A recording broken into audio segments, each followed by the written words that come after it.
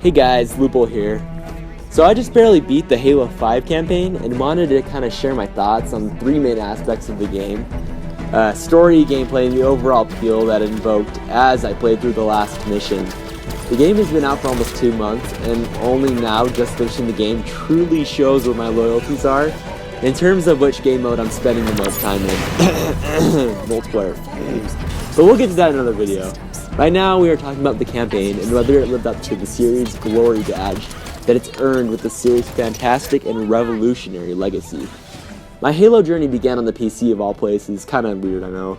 Back when I was a poor little kid with a meager allowance and being tied to the PlayStation 2 that I got for Christmas one year, and Xbox really never made it into our home until later years.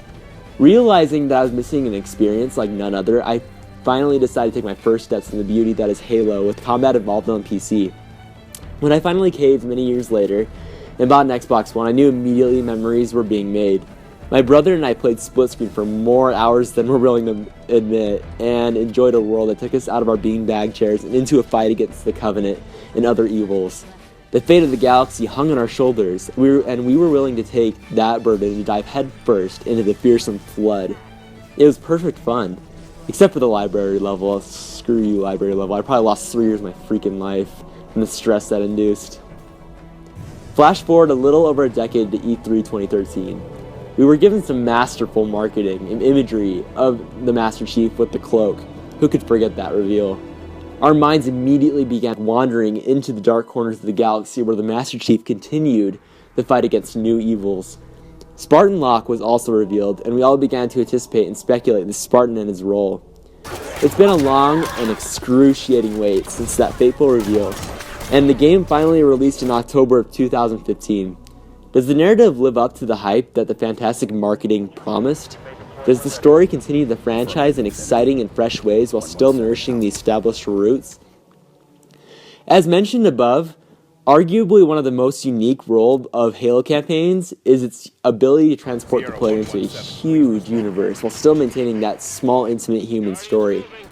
This contrast is exciting and unorthodox in regards to other games. It gives the players a David and Goliath experience that resonates with the underdog side of us. Halo 5 never invoked these feelings. Truth is, I don't give a grunt's turd about any of the side characters on Osiris or Blue Team.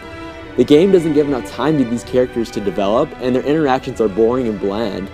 I'm not saying their entire life stories need to be explained, but just little snippets that give the illusion that there's a larger universe out there that we don't know about would have been familiar to the Halo universe and it would have fit in well. The dialogue is coarse, rough, and cold between Osiris, which is the team you will be playing pretty much the whole time. What do you think that's about? For such an emphasis placed on the squad, I would have expected a little more chemistry between them. I desperately wanted more Buck with his snarky one-liners. I want more playful competitions between them for grunt assassinations. But most of all, I want more Master Chief. While his sidekicks aren't innocent of the problem that plagues Osiris, and pretty much the entire plot of the game, I still found them more interesting to play as. Call me a Master Chief fanboy, but dang, his deep, unsettling voice still gives me nerd chills, even after 7 games. We clear the Covenant and return the station to Oni. Without giving away any important details and spoilers, the plot just doesn't do it for me.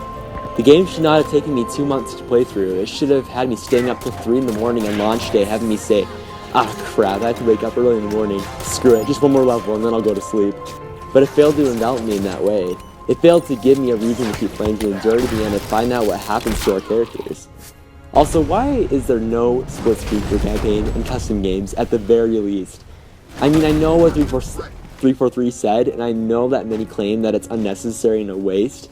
I'm not trying to antagonize 343 or many from the fan base, as I really respect both. But come on, at least give the option for 30 frames if necessary, or lower graphics when split screening. If you're going to sacrifice half your pixels so your buddy can join the game, you already go in knowing you're sacrificing picture quality. It would have been a nice addition, and Halo has always been a couch game that you've enjoyed with your buddy. In terms of gameplay, Halo 5 is absolutely fantastic. From the diverse gunplay to the superb AI that the series is known for, the strategy involved with taking out enemies will leave you feeling satisfied with your brain work. The level design, while not taking many risks, is solid and smart with the introduction of a multiple path system. This gives you options in terms of engagement and escape in the heat of battle. Halo 5 changes the core gameplay just enough to make it fresh while still maintaining peace with other installments.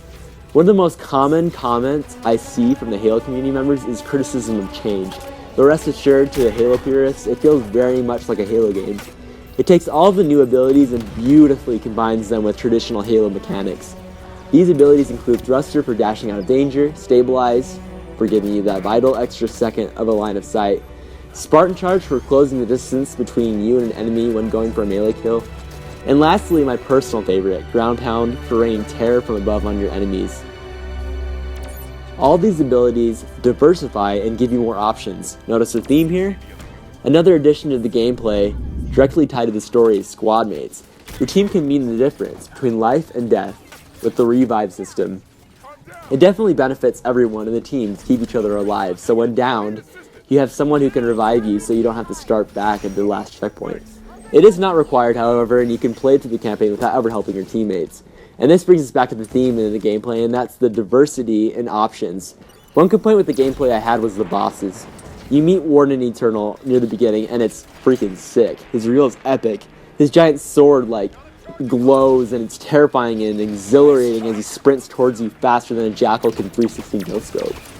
The levels allow you to outflank him with your teammates and outsmart him, but then you meet him again. And then again, and then there are 3 of them, and then there are 5 of them with 4 freaking giant energy turrets that wreck you before you can even get a shot off on him. Those of you who've played through the campaign know exactly which level I'm talking about. A moment of silence for all of those who played the level on Legendary Solo. Your sacrifice of 300 hours of insane frustration will not be forgotten. I barely beat it on Heroic after 2 hours of smashing my TV panel with my controller. Overall though, combined with the new elements brought in, the game shines and the core Halo that we all know and love is back, and exciting as ever. In regards to aesthetics, 343 has done a really great job. The game hits 60 frames per second 99% of the time, and the dynamic resolution system has been implemented very well. I applaud them, as this must have been a massive technological feat.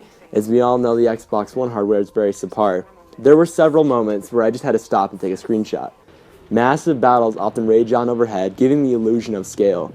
The art design in particular is very similar to the previous installments, also made by 343 Industries' Halo 4, and it rocks.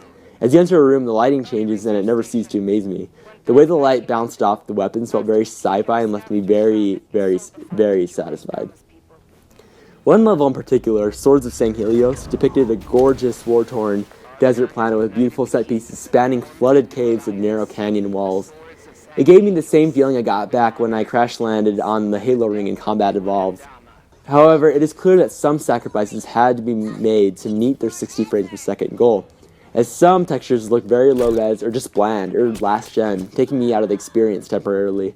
But dang, Halo 5 is a beautiful looking game, because of the combination of a phenomenal art design and 60 frames per second. Oh, and that sound though. Whoever 343 hired to do the sound needs to get a paycheck raise. From the Star Wars-y pew-pews of the Covenant laser weapons, to the booming of the shotgun, the sound effects frequently steal the show. At the end of the day, however, I will be spending the rest of Halo 5's lifespan on the legendary online battlefields. With the purpose of saving multiplayer for another video, I will only say that the multiplayer 100% delivers. But back to campaign. I might go back to play through a mission here or there with my brother or friend on Legendary, but there's nothing else calling me back. Some may be guided back for the collectibles littered about, but all in all, the campaign failed to capture my imagination the way the previous installments had. However, for me, Halo isn't dead, nor is it dying, and I have full confidence that 343 will mend these problems and give us their best narrative yet with their conclusion of the Reclaimer series, Halo 6. The wait begins. All hail the Chief.